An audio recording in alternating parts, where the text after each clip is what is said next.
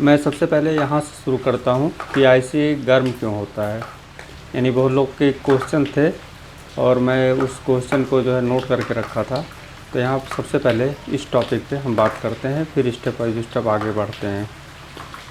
यहाँ पर देखें, कोई भी आईसी हो, यानी वर्टिकल कोई नहीं, चाहे जो आईसी हो, देखिए उसमें क्या होता है। सबसे पहले तो ये हुआ कि सप्लाई ओवर तो नहीं आ रही है। दूसरा बात, यहाँ पे जो इसके आउटपुट, यानी ये आउटपुट पिन नंबर 5 यानी पिन नंबर 5 से जो ये आउट हो रहा है, इस पे पड़ने वाला लोड, इसमें कहीं अगर कोई शॉर्ट सर्किट होगी तो यहाँ पे शॉर्ट सर्किट क्या हो सकता है।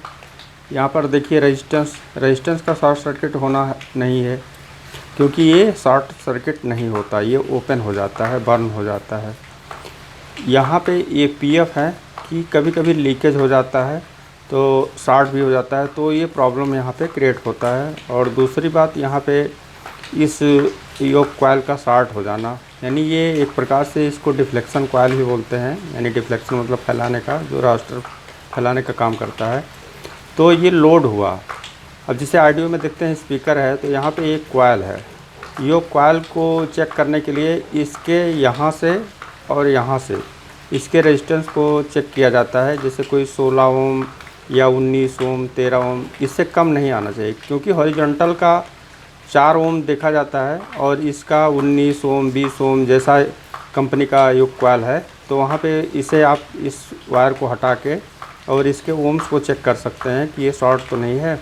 और दूसरी बात, यहाँ पे इसके यहाँ जो आउटपुट पे लगने वाला पीएफ है, अब पीएफ इस रेजिस्टेंस के इधर का नहीं कोई प्रॉब्लम है। प्रॉब्लम यहाँ पे ये है 104 नंबर का जो 0.1 का पीएफ लगता है, ये कभी कभी शॉर्ट या लीकेज हो जाता है। दूसरी बात, यहाँ पे आने वाली सप्लाई देखिए, ये जो इसकी बीसीसी सप्लाई है जो कि 26 वोल्ट देखिए पिन नंबर 2 पे आ रहा है, ये एसटी से बन रहा है।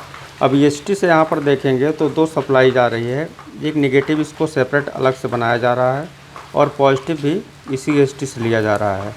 अब ये नेगेटिव और पॉजिटिव दोनों सप्लाई यहाँ पे आ रही है, पिन नंबर 2 पे पॉजिटिव और पिन नंबर 4 पे नेगेटिव। अब ये नेगेटिव एक सप्लाई इसका सेपरेट अलग है इस आईसी के लिए, और ये सप्लाई यहाँ पे जो ग्राउंड, ये 66 ग्राउंड, ये जो है इसका अलग सप्लाई है। यानी जो भी योक कॉइल का, या यहाँ पर देखें जैसे ये हुआ ग्राउंड, ये हुआ ग्राउंड, ये जीनर ग्राउंड है, ये सब जो है एक ग्राउंड अलग है, केवल ये नेगेटिव सप्लाई सेपरेट है। अब देखिए, कोई भी प्रॉब्लम जब इस आईसी में आती है, यानी कोई रास्टर जब ऊपर से छोटा होता है या बड़ा, यानी फैल जाता है पूरा, तो सबसे पहले देखिए सप्लाई इसकी कांस्टेंट होनी चाहिए। यानी 24 वोल्ट है या 26 वोल्ट है, तो इसे आप देखिए कितने वोल्ट पे ये ऑपरेट कराया गया है। यानी 12 वोल्ट की सप्लाई पे ऑपरेट कराया गया है कि 26 वोल्ट की, 30 वोल्ट की, 28 वोल्ट की। क्योंकि वर्टिकल आईसी जो जैसे अलग अलग नंबर के यूज किए जाते हैं, उनके वोल्टेज भी अलग अलग होते हैं। तो सबसे पहले यहाँ पे क्लियर करें बीसीसी सप्लाई कि वो कितने वोल्ट की है, यहाँ कितना वोल्ट ज़रूरत है, फिर आगे स्टेप वाइज स्टेप बढ़ेंगे आगे। अब देखिए यहाँ पे जो इसमें बात है, जब हम इस आईसी को चेक करते हैं, यानी आउटपुट आईसी को चेक करते हैं कि ये सही है कि नहीं, तो सबसे पहले इसके इनपुट पिन पे देखते हैं कि एक सिग्नल देके, यानी यहाँ से ओपन कर देंगे और एक चिमटी के द्वारा या किसी चीज़ से इसे क्लिक करेंगे तो जो एच लाइन आ रही है वो जंप करेगी।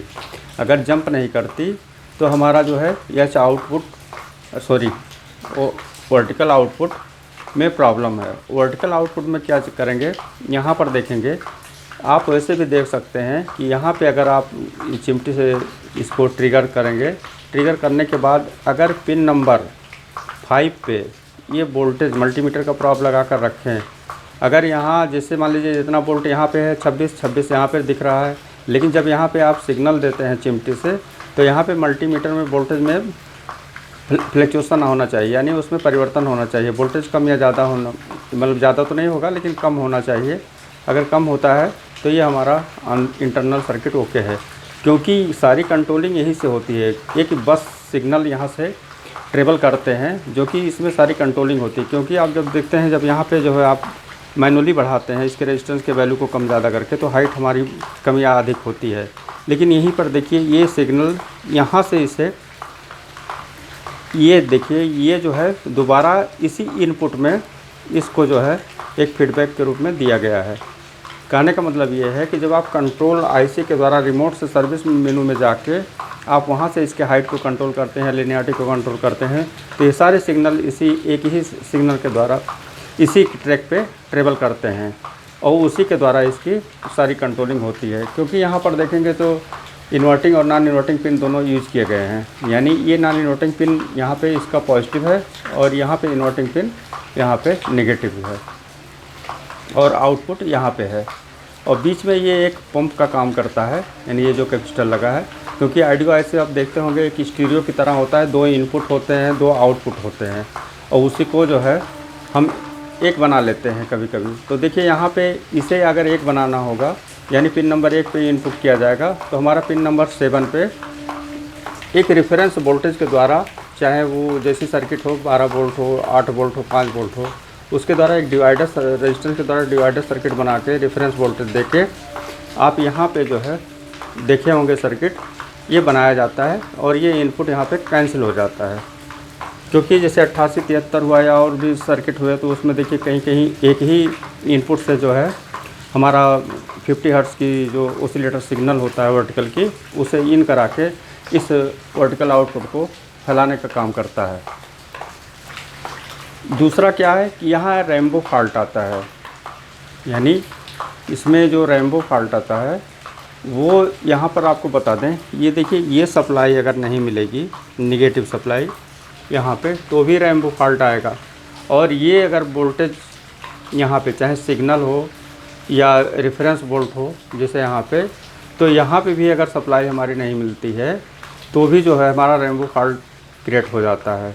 तो हम सबसे पहले जो आइडिया आपको बताएं हैं चेक करने का, वो स्टेप बाय स्टेप करिए। इसमें सबसे इजी ऑप्शन है कि आप जब आप आउटपुट को क्लियर कर लेते हैं तो बचता है हमारा ये ओसिलेटर आप अदर पीसीबी से भी जो है कोई पुराना पीसीबी चलता हुआ वहाँ से आप जैसे आइडियो को इन करते हैं, ऐसे यहाँ पे इस सिग्नल को इन करके आप इसके आउटपुट को चेक कर सकते हैं। वो हम अलग आपको बताएंगे। अगर जो इस फील्ड में काम कर रहे हो उतना इशारा समझ गए होंगे कि जैसे हमारा आइडियो आउटपुट होता है उसमें उसके वॉल्यूम के बीच पॉइंट पे जब आप यहाँ पे ट्रिगर देते हैं तो एक आवाज़ सुनाई देती है स्पीकर से, तो ऐसे यहाँ पे एक लाइन है तो लाइन जंप करेगी, यहाँ पे आवाज़ नहीं सुनाई देगा। तो जैसे उसमें कहीं से अलग से सिग्नल इन करके आउटपुट ले लेते हैं, स्पीकर से आवाज़ सुना देता है, तो ऐसे यहाँ पे किसी भी सर्किट से आप 50 हर्ट्ज़ का वर्टिकल ऑसिलेटर इन करके यानी ग्राउंड और ये सिग्नल इन करके आप इसे क्लियर कर सकते हैं कि हमारा वर्टिकल फैल रहा है कि नहीं। और दूसरी बात ओवरहीट होने का कारण यह है कि इस समय मार्केट में आईसी भी बहुत फॉल्ट आ रही हैं। तो इसमें देखिए कुछ आईसी ऐसी है कि जैसे इसके एम्पियर के हिसाब से आप यूज करें, यानी इक्विवेलेंट जितने ज़्यादा एम्पियर के होंगे उतने कम हीट होंगे और उसके वाटेज अधिक होंगे। अब इसमें जो भी दिया गया है, मान लीजिए 29 इंच में या 25 इंच में यूज करते हैं, तो इस आईसी की देखिए एम्पियर कैपेसिटी 2.6 एम्पियर है, इसका 2.5 एम्पियर है, इसका 2.5 एम्पियर है। और यहाँ पर आइए, यहाँ पर देखिए 78040 1.8 एम्पियर और 78041 2 एम्पियर। इसी तरीके से जितने ज़्यादा एम्पियर होंगे उतनी हीटिंग कम होगी, यानी इक्विवेलेंट इसके आप इसी तरीके से लगा सकते हैं। कहने का मतलब कि इसे इस आईसी को ड्राइव किया जाता है। आप देखते होंगे जब इसके आउटपुट पे वोल्टेज सेम रहते हैं, यानी यहाँ पे जब कोई ड्राइव यहाँ नहीं इन होगा तो ये आईसी वर्क नहीं करेगा।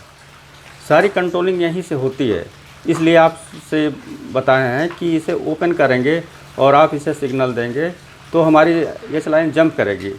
अब यही इसी पे आप कोई भी अदर ऑसिलेटर सिग्नल यहाँ पे ड्राइव इन करा के आप इस पोजीशन को ले सकते हैं कि हमारी वर्टिकल फैल रही कि नहीं। अगर वर्टिकल फैल रही है तो वो तो सेटिंग अलग बात हुआ कि बाद में आप उसे कम ज़्यादा रिमोट से कर सकते हैं या कोई भी काम कर सकते हैं, लेकिन ये क्लियर हो जाता है कि फॉल्ट हमारा ऑसिलेटर में है। और ऑसिलेटर में कहाँ से है उसका हम आगे आपको बताएँगे, क्योंकि इसमें भी ऑसिलेटर का जो पिन आउट वाला पिन है, यानी जहाँ से 50 हर्ट्ज़ का सिग्नल हमारा ड्राइव आउट हो रहा है, वहीं पे जो है एक ऑसिलेटर इनपुट है जहाँ पे पीएफ ग्राउंड होता है, वो कभी कभी फॉल्ट हो जाता है। तो भी ये प्रॉब्लम आती है कि हमारे जो है ये आउट होने वाला सिग्नल 50 हर्ट्ज़ का आउट नहीं होता। या ठीक से आउट नहीं होता तो भी आईसी ओवरहीट होती है या काम नहीं करता, वो अलग टॉपिक है। जब ऑसिलेटर में इन होंगे तो आपको बताएंगे।